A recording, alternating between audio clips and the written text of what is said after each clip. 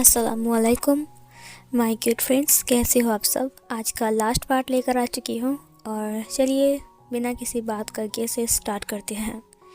इस पार्ट में हमने देखा था कि वांगची ने विंग के लिप्स को कैप्चर कर लिया था। वो लोग समंदर किनारे बैठे हुए थे। वह बहुत देर तक विंग के लिप्स को सक कर रहा था।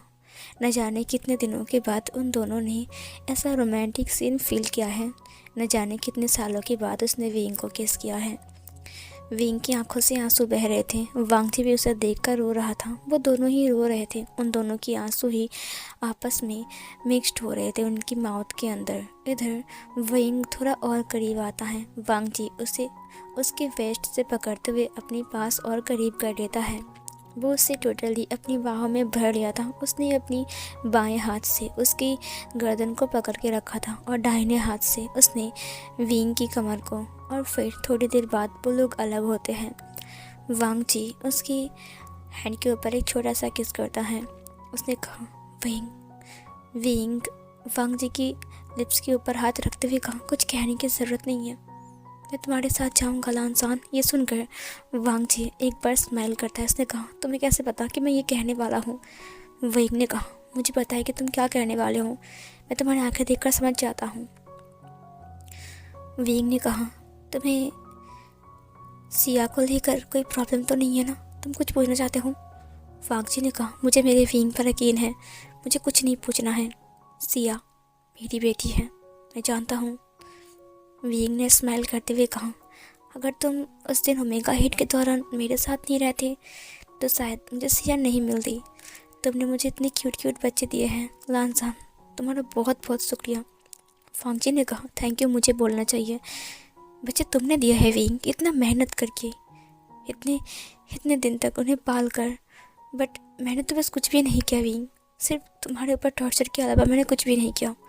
उसने अपनी फेस को नीचे झुका लिया। उसके आंसुओं को विंग ने पोंछते हुए उसकी फेस को सीधा किया। उसने कहा, ओ लानसान, क्यों वो सब बातों को खींच रही हूँ जो बीत गया है। मैं उसे भूल चुका हूँ, कितना साल हो चुका है। हाँ, मैं सब कुछ भूल चुका हूँ और मैं भूलना चाहता हूँ। प्लीज़ प्लीज़ मुझे भूलने दो। ये सुनकर वांगची ने कहा, ठीक है विंग। विंग ने एक बार स्माइल किया। फिर उसने अपनी हाथ को बढ़ाते हुए कहा, तो चले। वांगची ने कहा, ठीक है, तो मेरी कार से चलोगे। विंग ने कहा, फिर उसने ड्राइवर को कॉल किया। उसने ड्राइवर से कहा, गाड़ी आकर ले जाओ। वो लोग गाड़ी के पास आते हैं। थोड़ी देर बाद ड्राइवर आते हैं। तब तक वो लोग बात कर रहे थे। वांगची से कार की चाबी देते हुए कहा, ये विंग की कार है, उसे लेकर जाओ और शाह सिंह चैंग को दे देना, ठीक है। ये बोलकर वो ड्राइवर ने कहा, ठीक है, ये तो शाह सिंह चैंग सर का घर है ना। वांगची ने कहा, ठीक है, लेकर जाओ। वो विंग को लेकर चला गया वहाँ से। वो ड्राइव करते करते विंग के हाथ को पकड़ रहा था। उसके फिंगर को उसके फिंगर के साथ लॉक करके वो उसे एक बार किस कर रहा था और उसके हाथ पर, और फिर ड्राइव कर रहा था। विंग मन ही मन स्माइल कर रहा था। सच में ये पल कितने रोमांटिक थे विंग के लिए। थोड़ी देर बाद वो लोग जियांग हाउस पहुंचते हैं। विंग को वांगची के साथ हाथ पकड़ते हुए आकर देखकर सिचेन और जियांग चैंग दोनों ही बेहोश होने वाले थे। उनको समझ में नहीं आ रहा था कि पानी और तेल कैसे मिक्स हो गए। वांगची ने कहा, विंग। तो फिर विंग ने कहा, तुम रुको, मैं बच्चों से बात करता हूँ। बच्चे, इवान, सिचुए, शिया। फिर वो तीनों ही विंग के सामने आ गया। जिंगी ने कहा, अंकल क्या आपने मुझे नहीं बुलाया। विंग ने कहा, हाँ तुम्हें भी बुलाया है, बताओ। देखो जिंगी, अब तुमसे हमें एक ज़रूरी बात करनी है। तुम चारों के साथ। और इवान, सिचुए, हम लोग घर वापस जा रहे हैं। सिया ने कहा, मत वो घर तो जल गया ना। विंग ने कहा, नहीं, हमारी असली घर, जहाँ पर तुम्हारे दादा दादी, तुम्हारा ग्रैंडपा, तुम्हारा फादर, सब लोग हैं, सब लोग रहते हैं। ये सुनकर सिजुए ने कहा, अपना वाला घर। विंग ने कहा, हाँ अपना वाला घर जाना है। इवान ने कहा, बस सिजुए, मैंने कहा था ना कि हमारा पापा है, देखा तुमने विश्वास नहीं किया मेरे ऊपर। क्या हमारे पापा वो है ना। उसने वांगजी को दिखाते हुए कहा। वांगजी नील डाउन होकर बैठ गया। वेंग ने कहा, हाँ वो तुम्हारे फादर हैं और वो आज हमें लेने के लिए आए हैं और हम उनके साथ जा रहे हैं। तुम तीनों जाओगे ना? वो लोग दौड़कर अपने फादर के पास आ गए। सिया ने हक कर लिया और सिजुए और इवान ने भी। वांग जी ने जब शिया के नेक को स्मेल किया, वहाँ से सैंडलवुड की खुशबू आ रही थी। उसे पता चल गया कि शिया का ओमेगा फेरामोन्स बिल्कुल उसकी तरफ है, मतलब उसकी तरह है। वो उसका भी सैंडलवुड का है और शिया का भी। उसने सिया की फेस को पकड़ते हुए कहा, तो मेरी तरह हो ना? सिया ने कहा, मॉम कहती हैं कि मैं आपकी तरह खलूस हूँ और आपकी तरह बहुत गुस्से वाली हूँ। वांग जी हंस देता है और हंसते हुए कहा, क्योंकि तुम मेरी बेटी हो ना, इसीलिए। इवान ने कहा, ओह अच्छा, अब पता चला। आपसे वो सही प्यार करोगे क्योंकि वो आपकी तरह है और मुझे नहीं करोगे और तिजुए को भी नहीं। सिजुए ने कहा, वह तिजुए और इवान आपको बहुत मिस कर रहे थे और हम तो आपसे बहुत प्यार करते हैं, इस सिया से भी ज़्यादा। उसने उसके बाल को पकड़ लिया। सिया ने कहा, आओ, दर्द हो रहा है।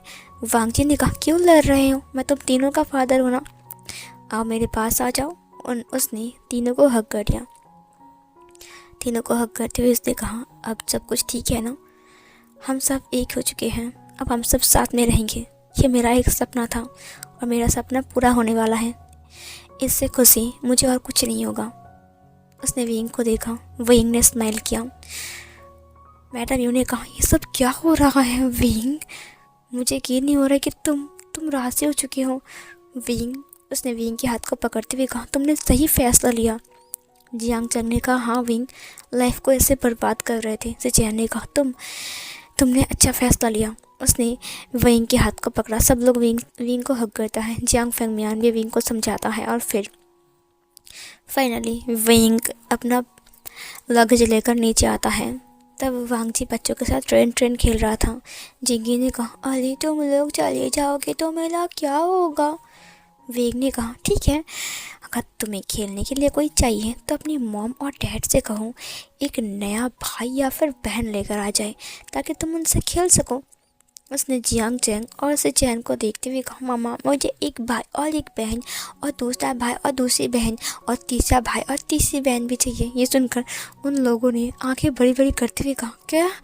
फिर जियांग चैंग ने सिचैन के हाथ को पकड़ते हुए कहा, चलो तैयारी करते हैं। सिचैन ने उसके हाथ को छुड़ाते हुए कहा, तुम सबके सामने क्या बोल रहे हो? आचिंग ने कहा, क्या मतलब है? उसे 4-5 भाई बहन चाहिए, तुमको समझ में नहीं आ रहा है? चलो ना तैयारी करते हैं। सब लोग हंस रहे थे। सिचैन ने कहा, एक थप्पड़ मारूंगा, चुप रहो सिमरस कहीं के। वांग जी ने कहा अपने हाथ को बढ़ाते हुए, विंग चले। विंग आ गया। वांग जी के हाथ को पकड़ते हुए कहा, हाँ। विंग और वांग जी बच्चों के साथ गाड़ी के पास आ गया। मैडम यू को विंग ने हक करते हुए कहा, मॉम अब मैं चलता हूँ। मैडम यू ने कहा, सावधान रहना और बच्चों का ध्यान रखना, समझी? और हाँ, वांग जी से झगड़ा मत करना। विंग ने स्माइल करते हुए कहा, हर वक्त करता रहूँगा और आपको तंग करूँगा, यहाँ पर चलाऊँगा। ये सुनकर वांग जी ने कहा, मॉम आप चिंता मत करना, मैं विंग को बांध कर रखूँगा ताकि विंग कहीं ना जा सके। विंग ने स्माइल किया। विंग गाड़ी के अंदर आ गया और गगा को, सिचैन को, उसके बाद मैडम यू को और जियांग फेंगमियान को गुड बाय बोला। बच्चे भी बहुत रो रहे थे अपनी नानी को पकड़कर, बट फिर उन्होंने बाय कहा और वांग जी उन सबको लेकर चला गया।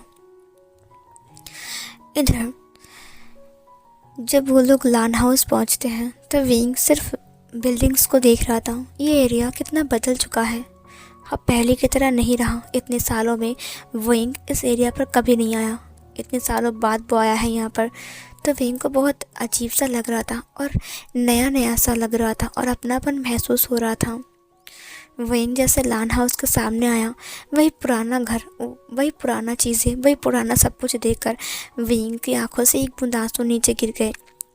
वांग जी ने गेट को ओपन किया, बच्चों को उतारा और फिर गार्ड्स आ गए। उन्होंने बच्चों को मतलब संभालते हुए कहा, ठीक है अंदर चलते हैं। और कुछ लोग आकर उन्हें लगेज को उठाने लगे। वांग जी भी अपने हाथ को बढ़ाते हुए कहा, विंग चलो। विंग ने पहले लान हाउस को देखा, उसने कहा कुछ भी नहीं बदला और फिर उसने वांग जी के हाथ पर अपने हाथ रख दिया। वो सब लोग अंदर आने लगे। विंग बस पूरे ही घर को देख रहा था। उसे याद आ रहा था कि जिस दिन सुबह वो इस घर को छोड़कर चला गया था और आज शाम को वो इस घर में वापस आ रहा है। इतने साल बाद वापस आ रहा है, 5-6 साल, मतलब 6-7 साल तो हो ही चुका होगा कि विंग यहाँ से गया है। जब विंग ने पहला कदम रखा घर के अंदर, तब विंग को एहसास हुआ कि ये घर हमेशा से उसका अपना ही था, कुछ भी नहीं बदला, सब कुछ सेम है। बट सिर्फ सोफ़ा का कवर्स, पिलो कवर्स और जो टेबल था वो चेंज हो चुका है, क्योंकि वांगजी ने तोड़ दिया था। कुछ फ्लावर वास चेंज हो चुके हैं। उसने जब वांगजी से पूछा तब वांगजी ने कहा, मैंने तोड़ दिया था, एक न्यू टीवी आ चुका था। ये सब कुछ देखकर विंग ने कहा, इतना तोड़फोड़ क्यों किया तुमने? वांगजी ने कहा, क्योंकि मेरी खुद की चीज़ जो खो गई थी। उसने स्माइल किया। फिर मैडम लान आ गई। जब उन्होंने वींग को देखा तब रोते हुए उन्होंने वींग को हग कर लिया। उन्होंने वींग से कहा, अब दोबारा हमारे घर को छोड़कर कहीं मत जाना। वींग ने रोते हुए कहा, नहीं जाऊंगा मॉम। उसने अपनी ग्रैंड चाइल्ड को देखा, उन्हें हग किया और उन्हें फॉरवर्ड से किस करते हुए कहा, तुम लोग बहुत प्यारे हो, मुझे यकीन नहीं होता कि मेरे पास 3 ग्रैंड चाइल्ड है। वांगजी ने उनको कमरा दिखाया। इधर जब वांगजी ने उनको कमरा दिखाया तब वांगजी बहुत ज़्यादा हैप्पी था। सीन कट होता है। विंग अपने कमरे में था। बच्चे लोग अपनी कमरा मिलकर बहुत ज़्यादा हैप्पी थे, क्योंकि वहाँ पर टॉयज़ और बहुत कुछ वगैरह वगैरह सब कुछ थे। विंग बालकनी से बाहर के लुक को देख रहा था। वो सब कुछ नहीं बदला। वो घर, वांगजी का जो रूम था वो टोटली चेंज हो चुका था। हर जगह पर सिर्फ विंग और वांगजी के मैरिड लाइफ की पिक्चर थी। मैरिज का दिन का जो पिक्चर है वो सब कुछ वहाँ पर था। विंग ने कहा, तुमने मुझे इतना मिस किया लानसान। वांगजी ने दरवाजे को बंद करते हुए कहा, क्यों ना करूं। विंग पीछे मुड़ते हुए कहा, तुम आ गए। वांगजी उसे देखते हुए कहा, मैं कब से वेट कर रहा था कि हमारा डिनर ख़त्म हो जाए, बट डिनर के बाद वो लोग आ गए तो उनसे बात करने के लिए मुझे बाहर जाना पड़ा। उनका डिनर ख़त्म हो चुका था और कुछ लोग आए थे बात करने के लिए बिज़नेस के बारे में, तो वांगजी बाहर गया था। और विंग के पास आता है, उसे पीछे से हग करते हुए कहा, विंग तुमने कहा ना कि तुमने मुझे इतना मिस किया। हाँ विंग, क्या बहुत मिस किया। जैसा तुम सोच रहे हो ना, उससे 1000 गुना करोड़ों गुना ज़्यादा किया। उसने विंग की नेक के ऊपर अपनी नोज़ को रब किया। विंग ने कहा, मैंने भी मिस किया बहुत ज़्यादा, सब कुछ। उसने वांगजी की तरफ टर्न किया। अपनी पॉकेट के अंदर से उसने उसी बॉक्स को बाहर निकाला। वांगजी ने कहा, ये क्या है विंग? विंग ने ओपन करते हुए कहा, जब तुमने मुझे दिया है तो उसे खुद पहना दो। वांगजी ने स्माइल करते हुए कहा, ऑफ कोर्स। उसने उसे पहना दिया। वांगजी ने कहा, तुम्हें लगा कि मैंने शादी कर लिया है और मैंने इसे अपनी वाइफ के लिए लिया है। ये बात सच है कि मैंने अपनी वाइफ के लिए लिया है, लेकिन तुम गलत थे, क्योंकि मेरी वाइफ तो तुम हो ना। विंग ने स्माइल करते हुए कहा, और अगर कोई होता ना तो मैं उसे मार डालता। वांगजी ने कहा, बट तुम तो मेरे पास ही नहीं आ रहे थे ना। ये बोलकर उसने उसके कंधों के ऊपर अपने दोनों हाथ को रखा और अपनी नोज़ को उसके पास लेकर गया। विंग शर्माते हुए अपनी नज़र को झुकाते हुए कहा, तो तुम्हें क्या लगता है कि अगर मैं पास ना हूँ तो मैं तुमसे प्यार नहीं करता? वांगजी ने उसकी चिन को अपने फिंगर से पकड़ा और ऊपर करते हुए कहा, विंग सिर्फ मेरा है और विंग के ऊपर सिर्फ मेरा हक है, किसी और का नहीं। और मुझे पता है कि मेरे अलावा विंग अपने आप को किसी को टच करने नहीं देगा। मुझे पता है कि वो उसे हमेशा मेरे लिए बचा कर रखा है ना। विंग स्माइल करते हुए कहा, जब तुम्हें सब कुछ पता ही है तो इतना नाटक क्यों करते हो लान वांगजी? वांगजी ने कहा, या मुझे बार बार लान वांगजी बोलना बंद करो। क्या तुम मुझे पहले की तरह लानसान नहीं बोल सकते हो? विंग ने कहा, दरअसल इतने सालों में लान वांगजी बोलते बोलते मेरा आदत बन चुका है लानसान। वांगजी ने कहा, तुम्हारे मुंह से लानसान वर्ड सबसे ज़्यादा अच्छा है, समझे, और मुझे वही बोलना। विंग ने कहा, ठीक है। उसने स्माइल किया। वांगजी ने कहा, ठीक है। उसने विंग को ब्राइडल स्टाइल में उठा लिया। विंग ने कहा, ये तुम क्या कर रहे हो? वांगजी ने कहा, क्या कर रहा हूँ मतलब? तुमको नज़र में नहीं आ रहा मैं क्या कर रहा हूँ? वो बालकनी से बाहर लेकर आता है, उसे बेड के पास ले जाता है और फिर धीरे से बिठाता है। वो बहुत प्यार से उसके शूज़ को उतारता है, जो कि बस उसने घर के लिए पहना हुआ था। वांगजी धीरे से उसे लिटाता है और फिर उसके पास आकर लेट जाता है। विंग उसकी बाहों में आ जाता है और उसके नोज़ को टच करते हुए कहा, तुम क्या करने की सोच रहे हो? फांगची ने कहा, बच्चे सो गए हैं। उसने विंग के हाथ को पकड़ते हुए कहा, तो अब हमें भी सोना चाहिए है ना? उसने विंग के हाथ को चूमते हुए कहा, बट विंग, मैं तुमसे फोर्स नहीं करूँगा। मैं वही वही चीज़ें दोबारा नहीं करूँगा जो मैंने पहले किया था। जब तुम कहोगे तब मैं वही सब करूँगा जो तुम चाहते हो। विंग ने कहा, तुम्हें किसने कहा कि मैं नहीं चाहता? वांग जी ने उसे आंखों को नैरो करते हुए देखा। विंग ने कहा, मुझे ऐसे मत देखो वरना मुझे कुछ कुछ हो जाएगा। वांग जी ने कहा, मुझे तो कुछ कुछ हो रहा है विंग। विंग ने कहा, क्या मतलब है? वांग जी ने कहा, सोचो विंग, इतने साल हम दूर थे, जब तुम मेरे इतने करीब हो तो मेरी क्या हालत होगी? विंग ने स्माइल किया, पर उसे कुछ चीज़ पोक कर रही थी। उसे पता है कि वो क्या था। उसने वांग जी की नोज़ के ऊपर हाथ रखते हुए कहा, पर तुम्हें प्रॉमिस करना पड़ेगा कि तुम दोबारा मुझे छोड़कर नहीं जाओगे। विंग की बात सुनकर वांग जी ने उसकी फेस को पकड़ते हुए कहा, गए जो तुम थे विंग, मैं कभी खाया ही नहीं तुम्हें छोड़कर, तुम मुझसे भागते रहे।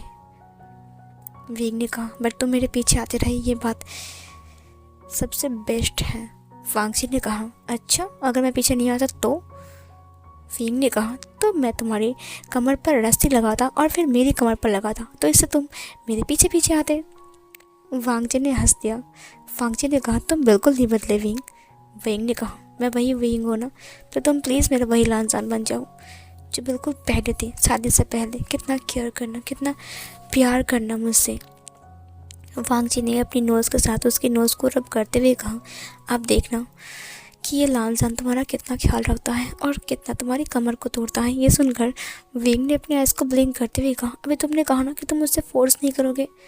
वांग जी ने उसकी लिप्स के ऊपर एक छोटा सा किस करते हुए कहा, हाँ विंग, बट मैं कंट्रोल नहीं कर पा रहा हूँ। मैं क्या करूँ विंग, मुझे समझ में नहीं आ रहा है। क्यों ना मैं सोफे के ऊपर सो जाऊँ? विंग ने स्माइल किया। उसने कहा, ठीक है। वांग जी ने कहा, रियली?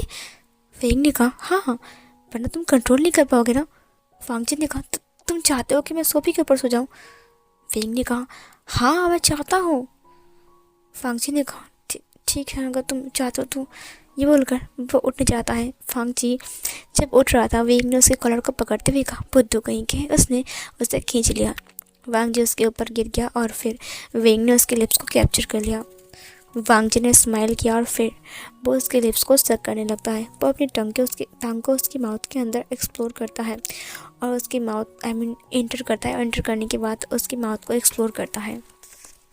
वो उसकी माउथ के हर एक कॉर्नर को एक्सप्लोर कर रहा था। उसकी माउथ के अंदर उसे काफ़ी ज़्यादा अच्छा फील हो रहा था।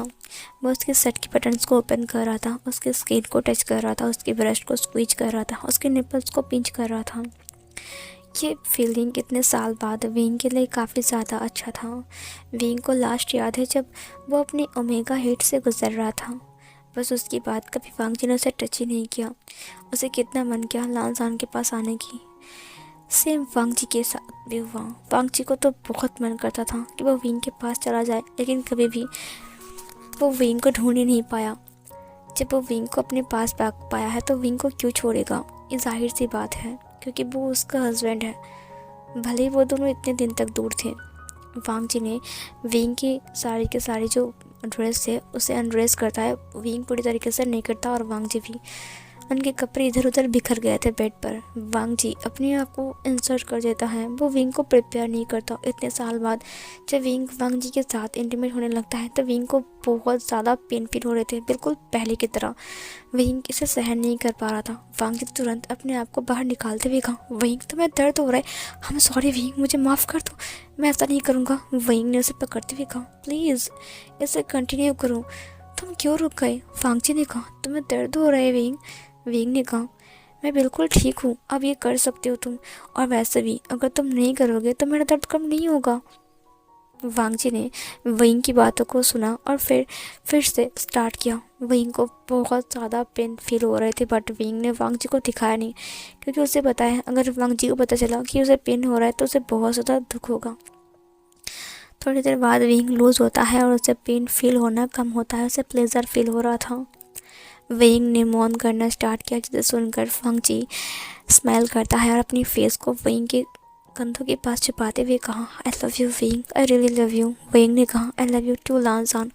उसने उसके बालों को सहलाया। फिर वांग जी विंग के साथ काफ़ी टाइम तक इंटीमेट होता है और फिर जाकर उसके अंदर रिलीज़ होता है। विंग उठता है और उठने के बाद पहले मेडिसिन लेता है और फ्रेश होता है। वांग जी भी उसके साथ बाथरूम में आता है और फ्रेश होता है। वांग जी ने उसे पीछे से हग करके रखा था। शावर उन दोनों के ऊपर बूंद बूंद में पानी गिर रही थी। वो विंग की बॉडी को जस्ट ले कर जा रहा था। उसने विंग से पूछा, तुमने कौन सी मेडिसिन लिया? विंग ने कहा, वो मैंने पिल लिया है। ये सुनकर वांग जी ने कहा, बट क्यों? विंग ने कहा, तुम भूल रहे हो मेरा सी सेक्शन है और मेरा 2 बार सी सेक्शन हो चुका है, 3 बार बहुत रिस्क हो जाएगा लांसन, हम और बेबी नहीं ले सकते हैं। ये सुनकर वांग जी ने कहा, बट मुझे और बेबी चाहिए था। वांग जी ने विंग को देखा। विंग ने उसे देखते हुए कहा, आई एम सॉरी लांसन, बट ये पॉसिबल नहीं है। वांग जी ने कहा, हाँ मुझे पता ये पॉसिबल नहीं है और मुझे चाहिए भी नहीं। जब तक मेरा विंग हेल्दी है इससे मुझे कोई दिक्कत नहीं है कि मेरे पास कितने बच्चे हैं। मैं खुश हूँ मेरे विंग के साथ, क्योंकि मेरे पास बच्चे तो है ना। विंग ने स्माइल करते हुए कहा, हाँ ज़रूर, मैं खुश हूँ मेरे पास लांसन जो है। सीन कट होता है। अगले दिन ऑफिस के अंदर जब विंग काम कर रहा था तब विंग के पास शाओ सिंचैन आता है एक सिग्नेचर लेने के लिए। विंग ने कहा, आई एम सॉरी, ये तो प्रॉपर्टी के पेपर्स है ना, सो मैं यहाँ पर क्यों सिग्नेचर करूँगा? शाओ सिंचैन ने कहा, ये बहुत टाइम पहले की है, बस तुम्हारा सिग्नेचर बाकी था। बॉस ने कहा करने के लिए, ये सबमिट करना है। विंग ने कहा, लेकिन प्रॉपर्टी तो वांग जी का है ना, तो इसमें वांग जी की साइन चाहिए, मेरी क्यों? शाओ सिंचैन ने कहा, किसने कहा प्रॉपर्टी तुम्हारी है? प्रॉपर्टी तो बच्चे की है, तुम्हारे दोनों बच्चे की, इवान और सिजुई की। वो दोनों अल्फ़ा है और वांग जी सर ने उन दोनों के नाम ही सारी प्रॉपर्टी को कर दिया है। ये सुनकर विंग खड़ा होते हुए कहा कि क्या, ये तुम कैसी बातें कर रही हो? शाओ सिंचैन ने कहा, विंग तुम्हें लगता है ना कि बॉस तुमसे नफ़रत करते हैं और तुम उससे नफ़रत करते गए, लेकिन दरअसल बात ऐसे कि वांग जी सर ने अपनी सारी प्रॉपर्टी तुम्हारे बच्चे के नाम पर कर दिया है, इवान और सिजुए। तब शिया नहीं थी और वैसे भी सिया एक फ़ीमेल ओमेगा है, उसके लिए उन्होंने एक नया योजना बनाया है। उन्होंने ये तय किया कि सिया के लिए वो बहुत बड़ा एक महल खरीदेंगे और सिया को देंगे, जहाँ पर सिया आराम से रह सकती है। कुछ प्रॉपर्टी भी उसे देंगे जो वांग जी सर खुद बनाएंगे। विंग की आंखों से आंसू आ गए। उसने कहा, कि तुम कैसी बातें कर रहे हो? शाओ सिंचैन ने कहा, हाँ बॉस के पास कुछ भी नहीं है, जो कुछ भी है शाओ सिंचैन, मैं सच कह रहा हूँ कि जो कुछ भी है इवान और सिजुए का है, उन्होंने उनके नाम ही कर दिया है। विंग ने कहा, तो फिर मेरा साइन क्यों चाहिए?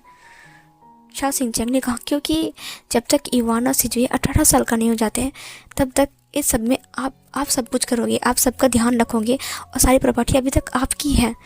उसके बाद आप उन दोनों को हैंड ओवर कर सकते हो अगर आपका दिल करे तो। विंग ने कहा, क्या ये सच है? शाओ सिंचैन ने कहा, हाँ। बॉस को डर था कहीं अगर बॉस कुछ हो गया तो वो माफिया है और उसके बाद उनके बच्चे का क्या होगा, इसीलिए उन्होंने शाओ सिंचैन को चुप कराते हुए विंग ने कहा, बस चुप हो जाओ, उसे कुछ नहीं होगा। ये बोलकर वो वहाँ से उस फाइल को लेकर दौड़ लगाता है। वो वांग जी के केबिन के पास आता है। वांग जी से देखकर हैरान था। विंग की आंखें लाल हो चुकी थी। दरवाज़ा धड़ाम से बंद हो जाता है। उसने कहा, क्या हुआ विंग? वो खड़ा हो गया। वो विंग के सामने आ गया। विंग रो रहा था। उसने टेबल के ऊपर फाइल को फेंकते हुए कहा, ये सब क्या है लांजान? उसने वांग जी को हग कर लिया।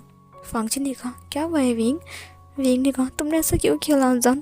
तुमने सारी प्रॉपर्टी को मेरे और मेरे बच्चे के नाम कर दिया। वांग जी ने कहा, मैं माफिया हूँ, मुझे कुछ भी। तभी विंग ने उसके फेस को पकड़ते हुए कहा, प्लीज़ ऐसा मत कहो, क्या तुम ज़िंदगी भर मेरे साथ नहीं रहोगे? तुमने वादा किया था।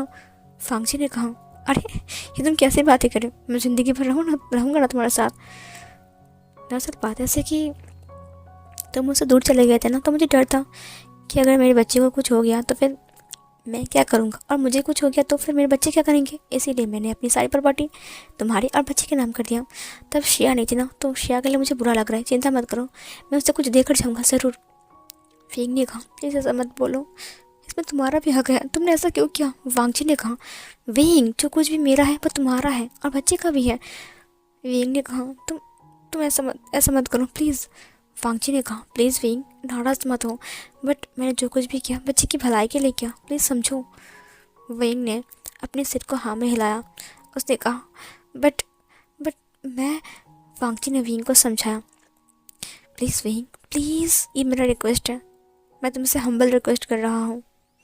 विंग मान गया। विंग ने वहाँ पर सिग्नेचर किया। उसने कहा ठीक है, जो तुम कहते हो मैं करूँगा, लेकिन तुम मुझे छोड़कर मत जाना लांसन, मैं तुम्हारे बिना जिंदा नहीं रह सकता हूँ। वांगची ने कहा हाँ, मैं सोच रहा हूँ तुम्हारा केबिन और मेरा केबिन बिल्कुल एक ही बना लेता हूँ और यहीं पर ही रहता हूँ, तो हम दोनों दूर नहीं जाएंगे, है ना। विंग ने स्माइल किया। उसने कहा ये तो अच्छी बात है ना लांजान। उसने उसकी बालों को सहलाया। वांगची ने कहा बच्चों को स्कूल में मैं देकर आ चुका हूँ और उसे लाना भी पड़ेगा, ठीक है, मैं शाओ सिंह को भेज रहा हूँ, उन्हें घर पहुँचा देगा। विंग ने कहा तुम बच्चे की इतनी ध्यान रखते हो और मेरा ध्यान कौन रखेगा। वांगची ने कहा मैं हूँ ना ध्यान रखने के लिए, बताओ क्या करना पड़ेगा। विंग ने कहा सबसे पहले वो डोर को लॉक करो और पर्दे को भी माफ़ कर दो, और फिर मुझे काउच में लेकर चलो, मुझे प्यार चाहिए अभी के अभी। वांगची ने कहा तो फिर हम यहाँ पर चलते हैं। उसने बैक साइड में दिखाया। विंग ने दीवार को देखते हुए कहा हम वहाँ पर क्यों जाएंगे। विंग ने एक पेंटिंग को हिलाया। वहाँ से एक दरवाज़ा खुल गया। विंग ने कहा ये एक सीक्रेट रूम है। लॉर्ड वांगची तुम यहाँ पर क्या करते थे। वांगची ने कहा ये मेरा सीक्रेट रूम है, अगर किसी ने मेरे ऊपर हमला कर दिया तो फिर क्या होगा। ए विंग तुम क्या समझ रहे हो, मैं किसी। विंग ने कहा नहीं नहीं, मैं ऐसा नहीं समझ रहा हूँ, तुम गलत समझ रहे हो मुझे। वांगची ने कहा अच्छा। उसने विंग को उठाते हुए कहा चलो तुम्हारे को मार तोड़ता हूँ। विंग ने कहा अब मैं तो मजाक कर रहा था लांजान। वांगची उसे लेकर अंदर चला गया। विंग की मॉर्निंग की साउंड आना स्टार्ट हो चुकी थी। विंग ने कहा ओह लांजान तुम इतने हॉट क्यों हो। वांगची ने कहा क्योंकि तुम इतने ब्यूटीफुल जो हो। और इधर जो फाइल विंग ने साइन किया था उस फाइल को दिखाते हुए ही इस फैन फिक्शन की हैप्पी एंडिंग हो जाती है। वो लोग ज़िंदगी भर अपने बच्चे को लेकर हैप्पी रहे और हमेशा साथ रहे, कभी अलग नहीं हुए, और इस फैन फिक्शन की यहीं पर ही हैप्पी एंडिंग हो जाती है। So guys thank you so much मेरे फैन फिक्शन में मेरा साथ देने के लिए। Thank you so much YouTube को जिन्होंने आप तक मेरी फैन फिक्शन को पहुँचाई है। सो मिलती हूँ एक और न्यू फैन फिक्शन के साथ, तब तक के लिए बाय बाय।